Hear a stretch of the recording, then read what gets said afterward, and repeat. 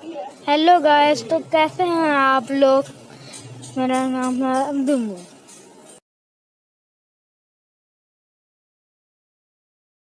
Video को शुरू करने से पहले लाइक, सब्सक्राइब और शेयर करना ना भूलना। तो गाइस वीडियो शुरू करते हैं। आज हम बात करने वाले हैं कि न्यूक्लियर बॉम्ब और हाइड्रोजन बॉम्ब कैसे वर्क करता है। सबसे पहले हम ये जान लेते हैं कि एक एटम में क्या क्या होता है।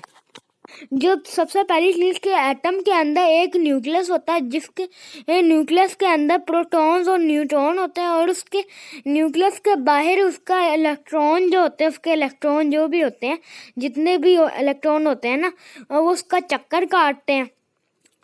तो ये सब कुछ होता है एक एटम में। कि एक एटम बॉम्ब कैसे वर्क करता है। तो गाइस, जो एक एटम बॉम्ब होता है वो ऐसे वर्क करता है कि वो एक एटम के अंदर कुछ एटम्स के न्यूक्लियस को लेते हैं, और न्यूक्लियस के अंदर न्यूट्रॉन और प्रोटॉन काफी मजबूती से जुड़े होते हैं, और फिर वो कुछ न्यूट्रॉन को लेते हैं, वो उस न्यूक्लियस के ऊपर फेंकते हैं, और जिसकी फेंकने की वजह से वो न्यूक्लियस टूट जाता है, और फिर बाद में काफ़ी एनर्जी पैदा होती है, जिसकी वजह से छोटे छोटे धमाके होते हैं। और फिर जब वो न्यूक्लियस टूटता है ना, तो उसके अंदर से जो टूट के जो एक जब वो टूटा, तो उसके अंदर से एक या कुछ न्यूट्रॉन्स निकल के फिर दूसरे न्यूक्लियस के साथ टकराते हैं, जिसकी वजह से और भी एनर्जी पैदा होती है, और ऐसे ज़्यादा एनर्जी पैदा होने से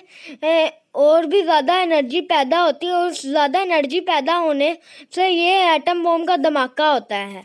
तो गाइस, एक एटम बॉम्ब के फटने से ये रेडिएशन ऐसे फैलती है कि जब एटम बॉम्ब फटता है ना, तो उसके पहले से उसके एटम बॉम्ब के अंदर एक जगह पर काफ़ी बड़ा यूरेनियम का एक पत्थर रखा होता है, जो रेडिएशन पैदा करता है, जिससे ये पूरे काफ़ी इलाके में रेडिएशन फैल जाती है।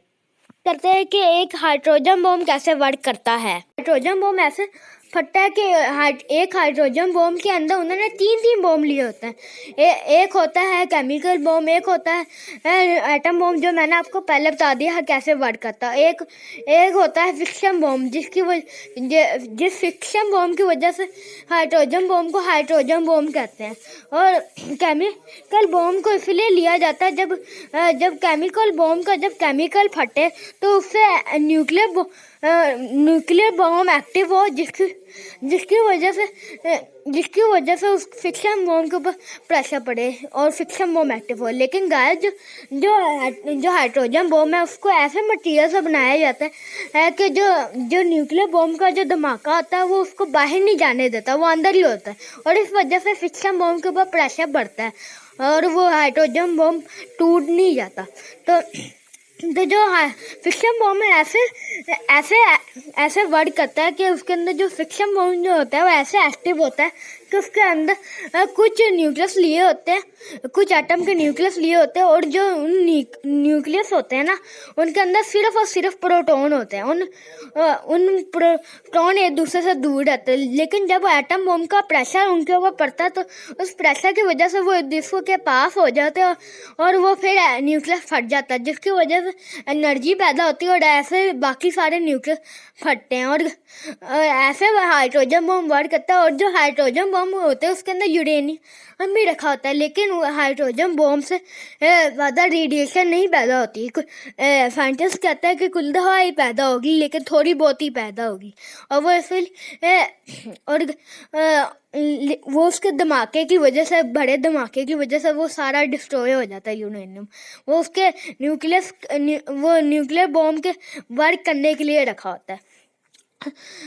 लेकिन आप कहेंगे कि ये तो कम नुकसानदेह है, लेकिन वो ही इतना बड़ा धमाका कर देता है, रेडिएशन की रेंज से बाहर धमाका कर देते हैं। जो अगर आप न्यूक्लियस बॉम्ब की रेडिएशन रेंज को देखें और हाइड्रोजन बॉम्ब की फायर रेंज को देखें, ब्लास्ट रेंज को और फायर रेंज को, तो उसकी रेंज उसके रेडिएशन के रेंज से भी बड़ी होगी। इस वजह से जो हाइड्रोजन बॉम्ब है वो उससे ज़्यादा खतरनाक खतरनाक है। और जो हाइड्रोजन बम है वो एक सूरज से, हमारे सूरज से भी ज़्यादा गर्म होता है। तो गाइस आज की वीडियो इतनी ही थी। किसी और वीडियो में आपसे मिलेंगे। अल्लाह हाफिज़।